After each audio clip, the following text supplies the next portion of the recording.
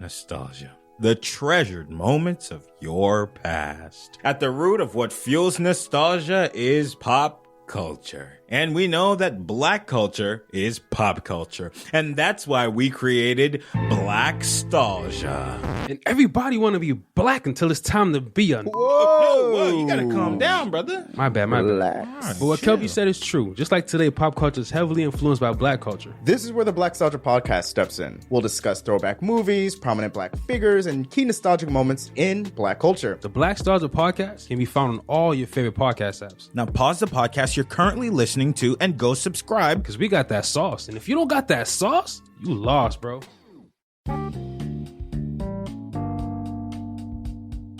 You are listening to Any Given Sunday, a part of the Dead End Podcast Network. Please subscribe to our podcast on Apple, Spotify, Google, and all other podcasting services.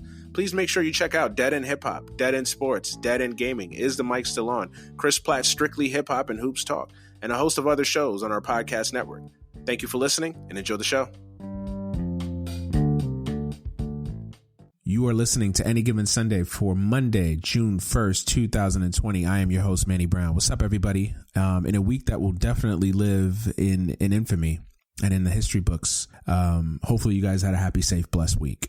Well, this is one of those weeks and one of those episodes that, just turning on this microphone and having a normal podcast episode and a normal interview, talking about whatever mundane sports topic or whatever pop culture conversation that I felt needed to be had, just wouldn't do it for me today. It just wouldn't be right. It just wouldn't be apt or appropriate.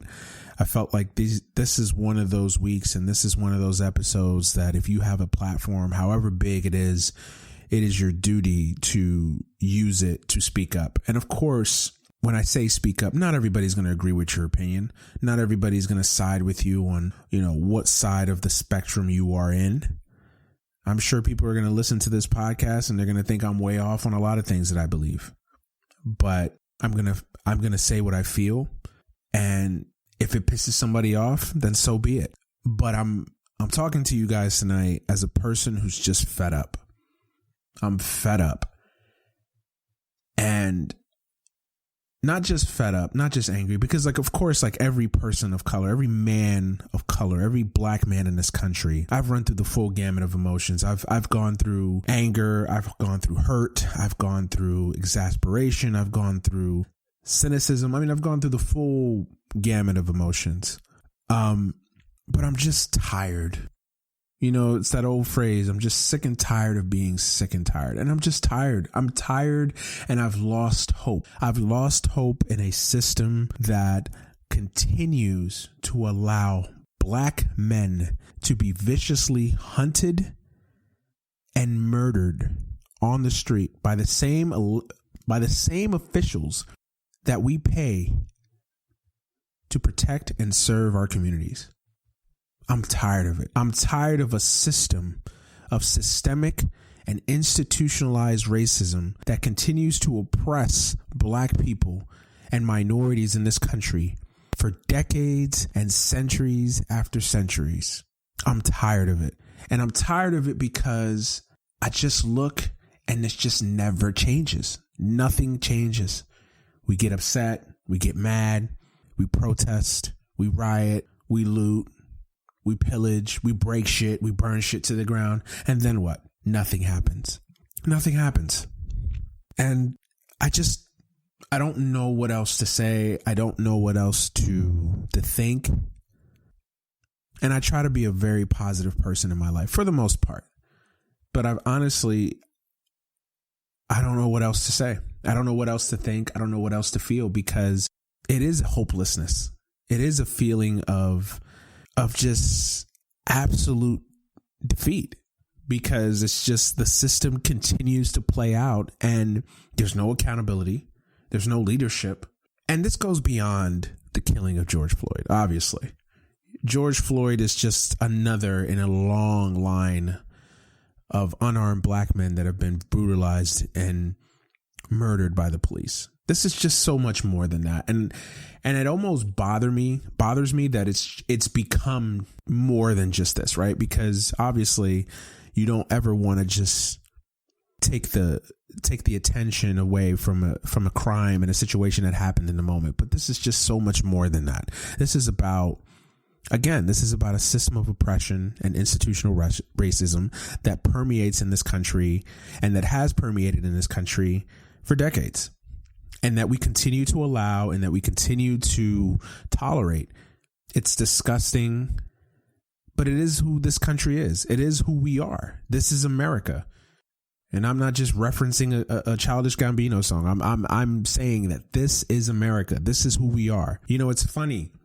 America loves considering itself and loves, washing itself in this fairy tale, the land of the free, the beacon of hope, the land of opportunity, Lady Liberty, the shining light on an island, like all of the fancy cliches that have been thrown out in every history book in America, right? This myth that America is just so perfect. We love that idea, but we're not. We're a flawed country with flawed people, with flawed ideologies. And nothing changes. Nothing changes. Nothing gets better. And it's a vicious cycle. It's like we're a hamster on a hamster wheel. We just keep going and going and going. And again, something will happen. We'll protest it. Then we'll riot. Then we'll get mad. And then, of course, you'll have a divide. You'll have people on one side that are for it, one side that'll say it's anarchy and, that people are this and that and the other. And what changes? And I'm not pointing the fingers at just one person or one party or one entity. No, this is a multi-layered issue.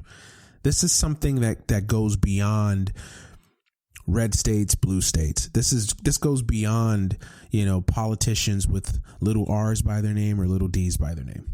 This goes beyond all that, because it's easy in these moments to say, oh, well, see, this is why you should go vote. And if you just go vote, these things won't happen. But no, we all know that's a bunch of bullshit.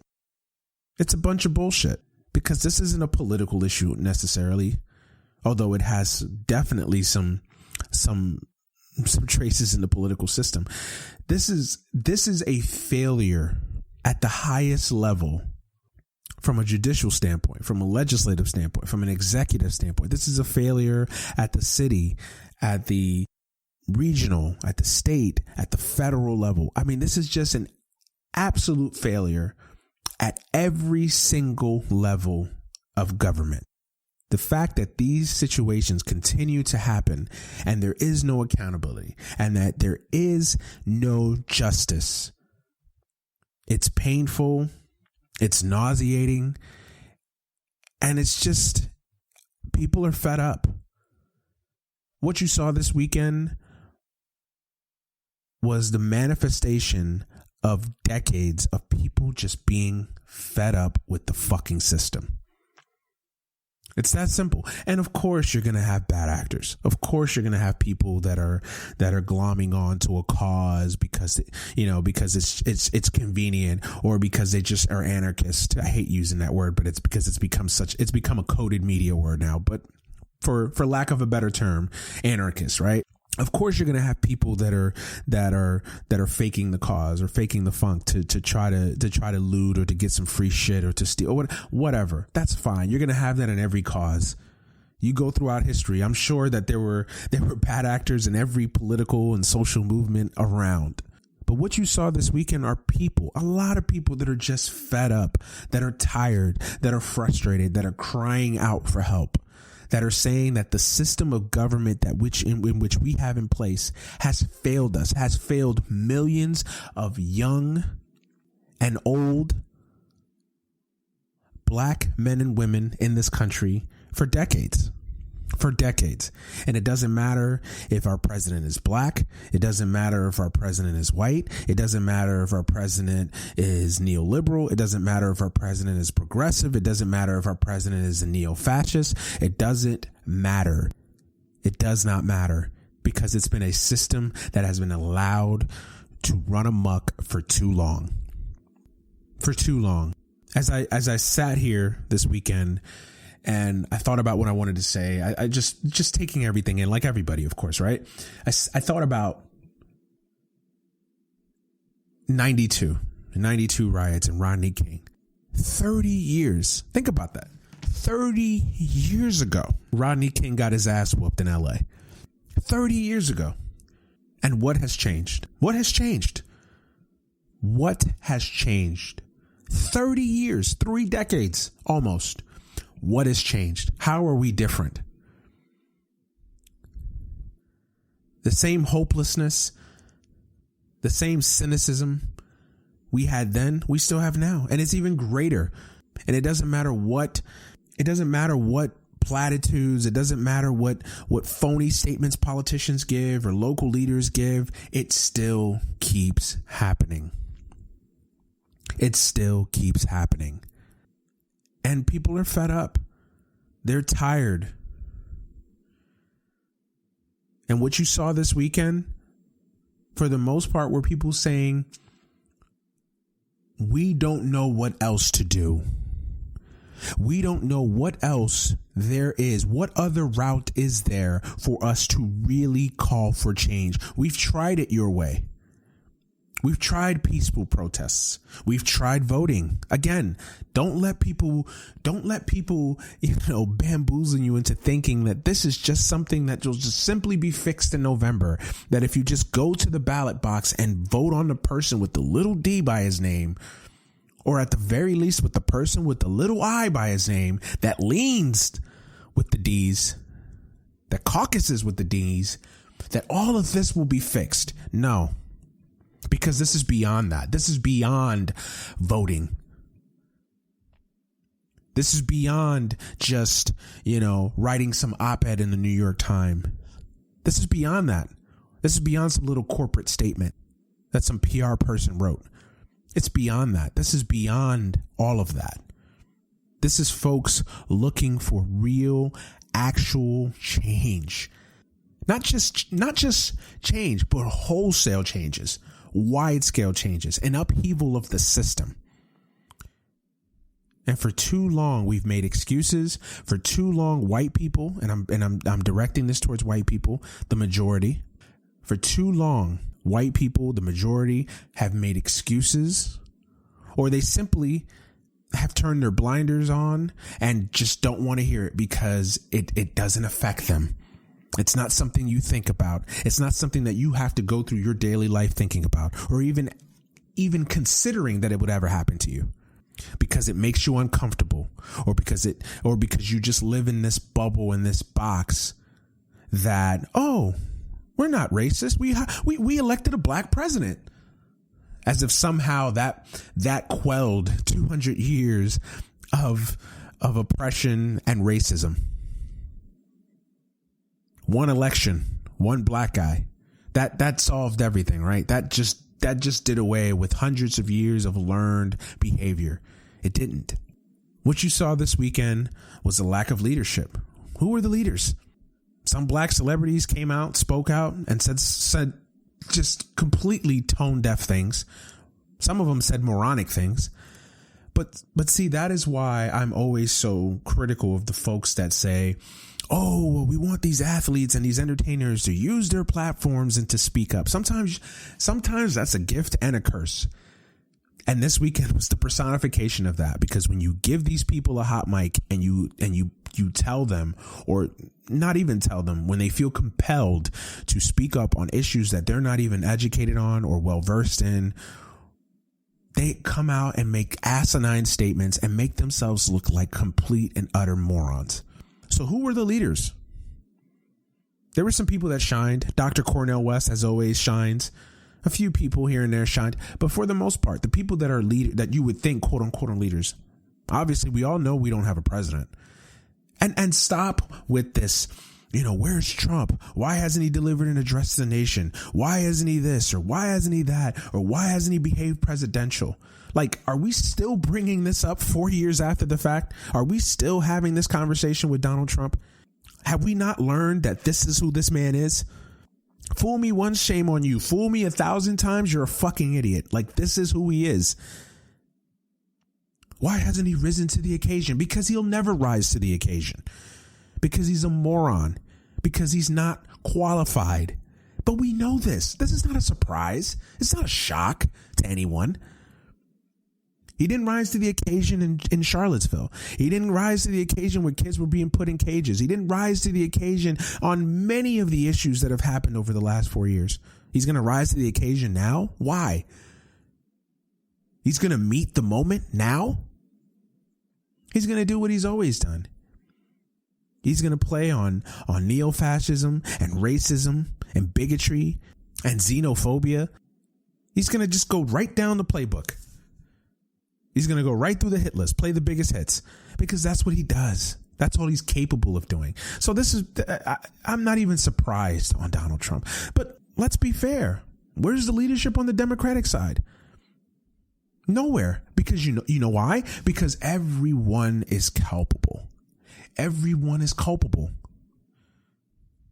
Every single person on both sides of the aisle is culpable. Every single politician, every single mayor, every single elected official, from mayors to governors, city, district, county attorneys, county officials, on up to the federal government, congressmen, senators, presidents. They're all culpable on each side of the aisle.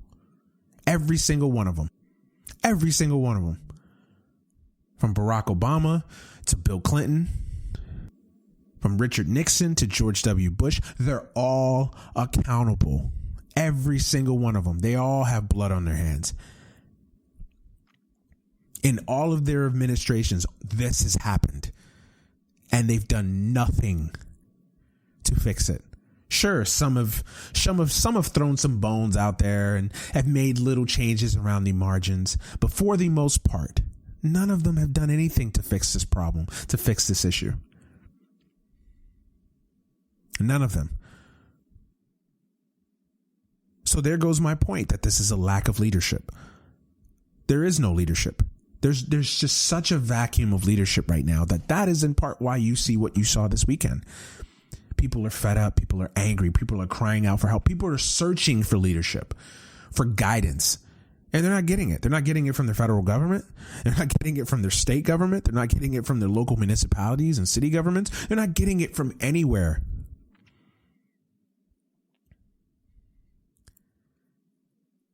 You shouldn't be looking at celebrities to give you leadership. That's for sure. Because these people don't live in our world. They're so out of touch with reality. You think LL Cool J is in tune with our reality, that he can relate to what I go through or what you go through or what anybody else that's a middle class person in this country right now that's working every day to try to put food on the table? Do you think do you honestly think, and I'm just using LL as an example, I could have easily picked any celebrity, Taylor Swift, whoever you want to choose, right? Do you think that these people are in tune with our reality? No, the fuck they're not. They're celebrities. Some of them are smarter than others. Some of them are more articulate and well-educated and well-versed. But for the most part, a lot of them are just celebrities that live in a bubble, that live in their own world. So to search out leadership in these individuals, it's a fruitless labor. It really is.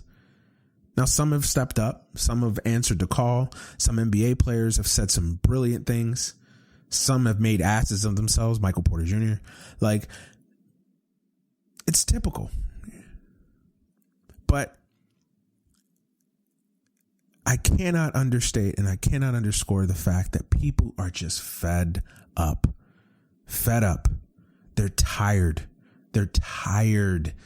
They're tired of the George Floyds being murdered, of the Sandra Blands being murdered, of the Breonna Taylors being murdered, of the Ahmaud Arbery's being murdered, of the Tamir Rice's of the world being murdered, of the Trayvon Martins of the world being murdered. They're sick and tired.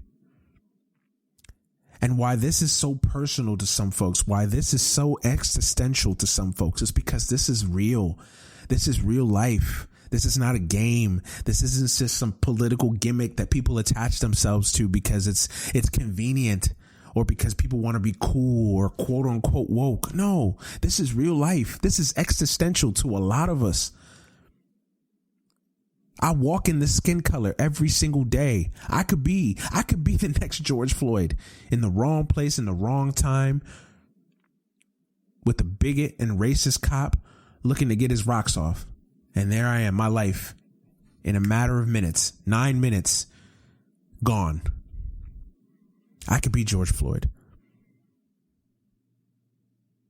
I could have been Michael Brown. My son, I have a son.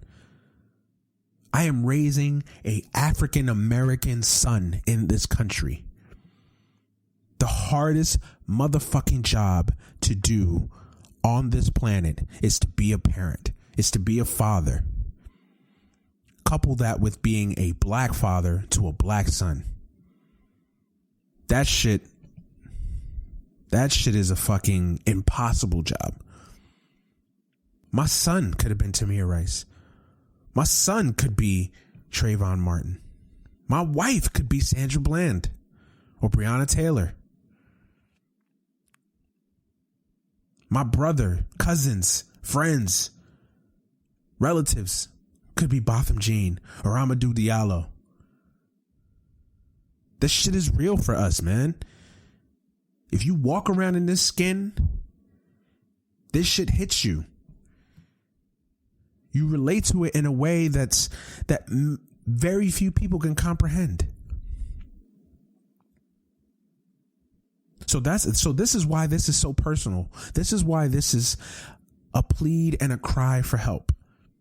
And I was on social media this weekend, and you're on Facebook and your Twitter, and of course, you have people with differing views and people on both sides of the aisle, and people coming up with theories on how to change. And then of course you stumble onto the videos of cops and protesters kneeling together, and it's like, don't fall for that trap, people, because that's what they also do to pacify you.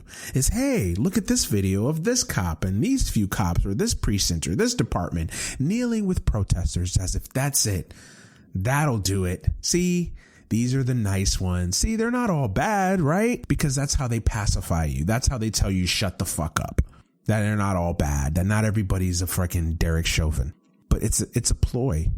I don't want to fucking see cops kneeling with other black people. I don't want to see us playing basketball, or I don't want to see us holding hands together, marching up and down streets and saying we shall overcome. You know what I want? I want accountability. And I tweeted this today. I want accountability. I want prosecutions, and I want convictions.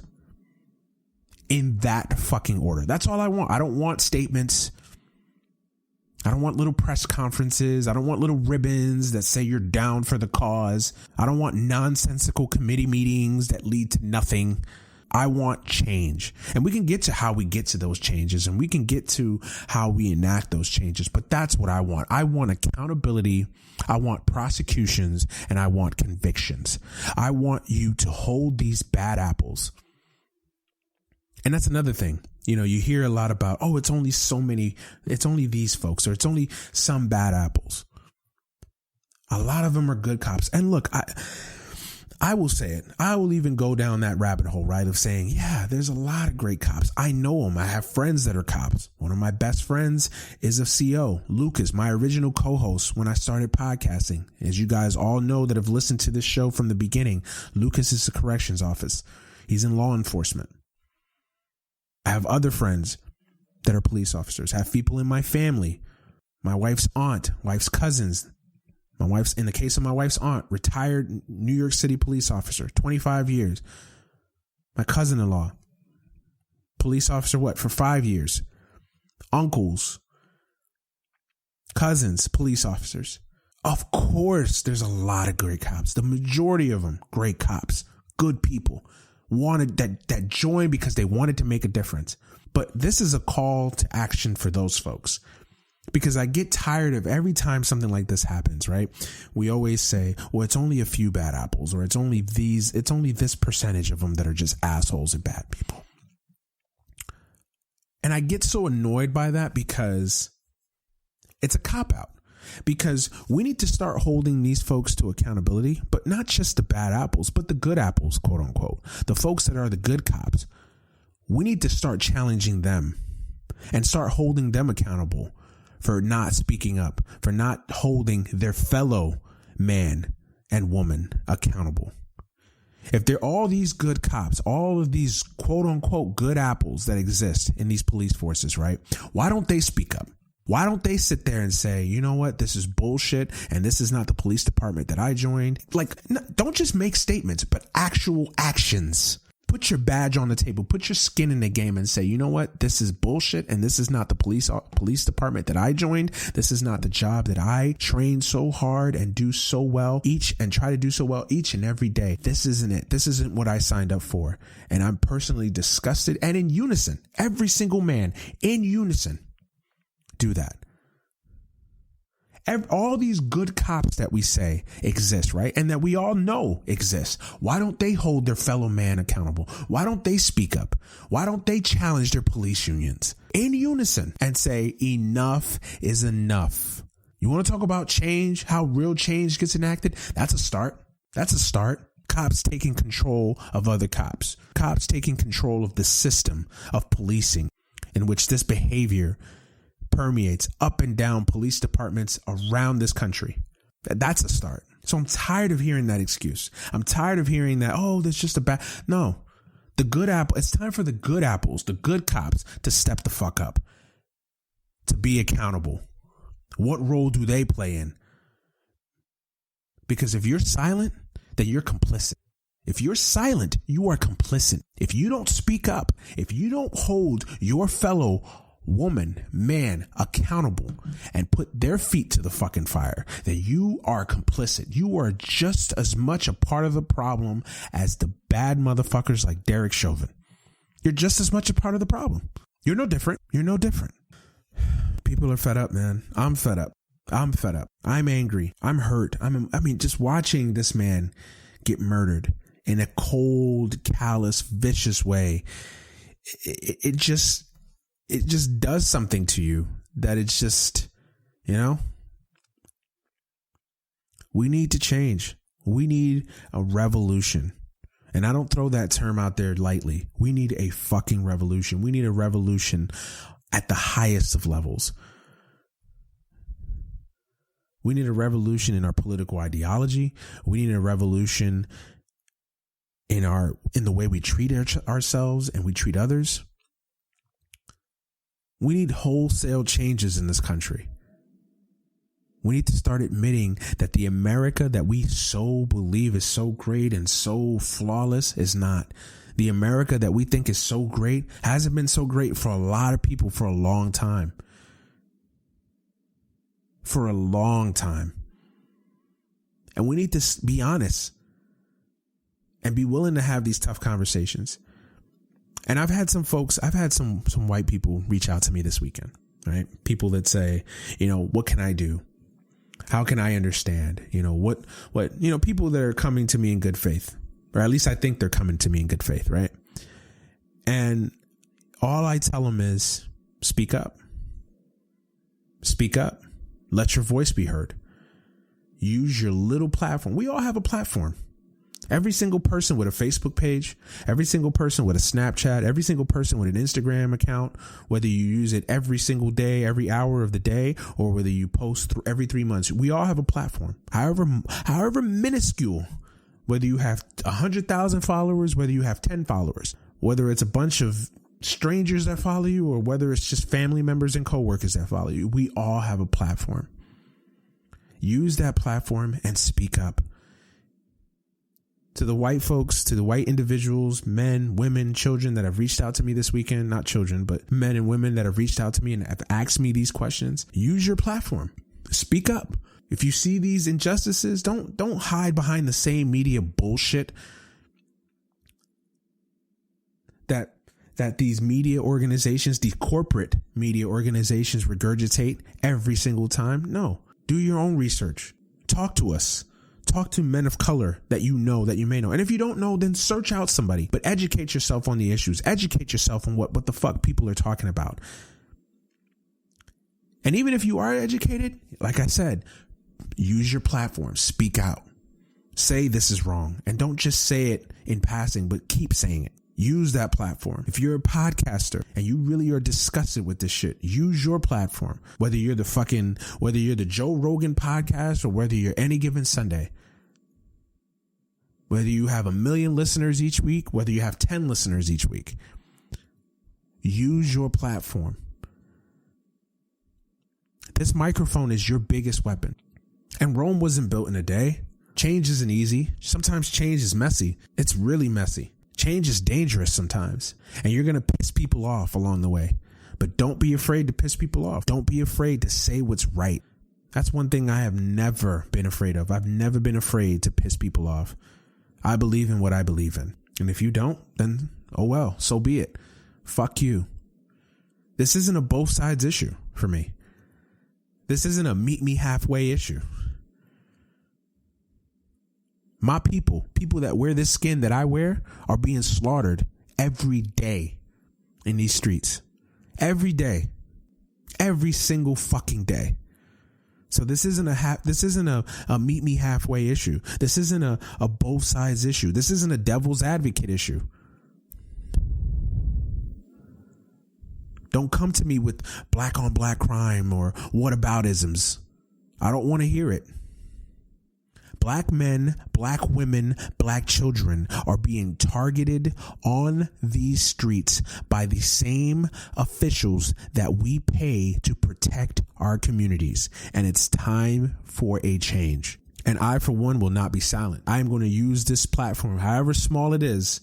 I will push that change each and every week. In my local communities, I will push that change each and every week. And again, this isn't just about going out to vote.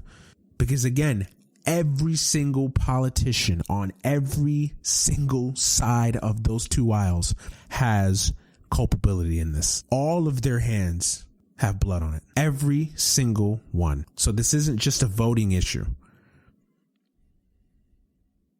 So don't let people con you into thinking, oh, just vote for Joe Biden and things will be better. Just vote for this senator that has the D by their name, or this local official that has the D by their name. Absolutely not. They're all culpable. Hold these politicians accountable.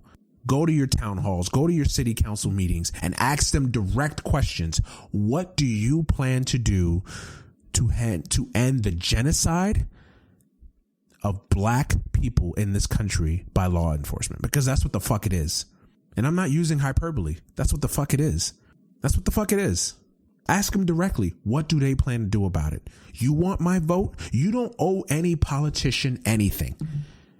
They have to earn your vote. And if they want your vote, ask them directly. What do you plan to do to fix this issue?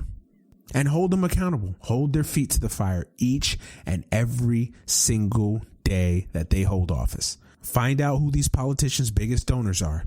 And if that shit don't align with your beliefs, hold their asses accountable. This shit is real, man. It's real. It's real. It's real.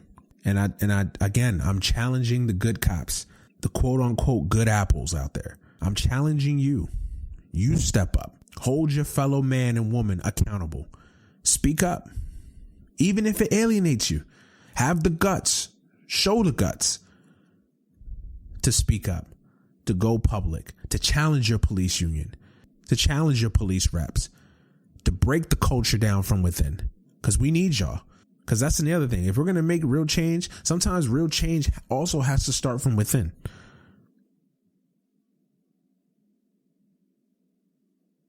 So I'm challenging every single, I don't want to hear it anymore. I don't want to hear about, oh, there's some good cops. There's some good cops. Nah, I don't want to hear that.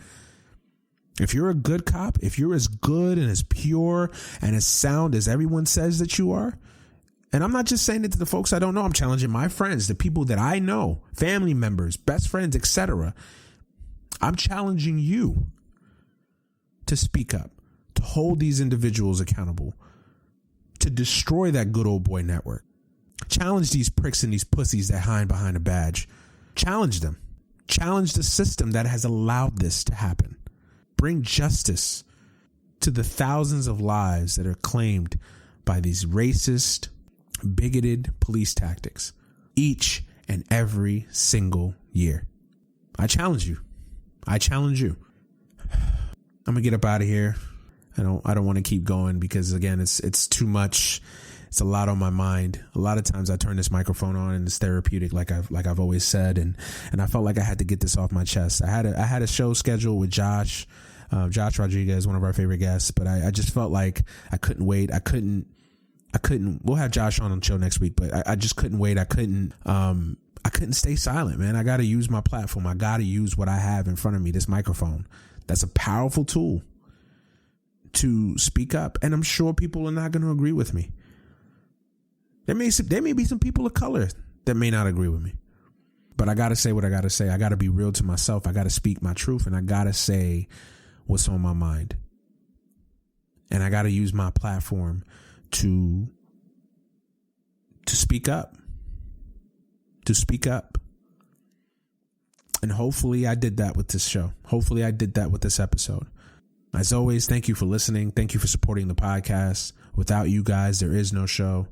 You can follow me on Twitter at @TheManuelBrown, on Instagram, TheManuelBrown, Facebook, Manuel Brown, Snapchat, MannyBro15. You can follow the show on Twitter at AGS Pod, on Instagram, AGS Podcast, Facebook, Any Given Sunday. Make sure you become a member of AGS Nation. Thank you for supporting this podcast. Without you guys, there is no show. Thank you for supporting the podcast. Thank you for making this podcast a success. Thank you for supporting me. Thank you for allowing me to turn on this microphone each and every week and talk to you guys. Things will get better. I know I started this show hopeless, lacking hope and lacking, any vision or any excitement for the future. But I really believe we're going to get there. But we got to fight. We got to fight this war, man, because this is a fucking war. That's what it is. Don't make no mistake about it. This is a war.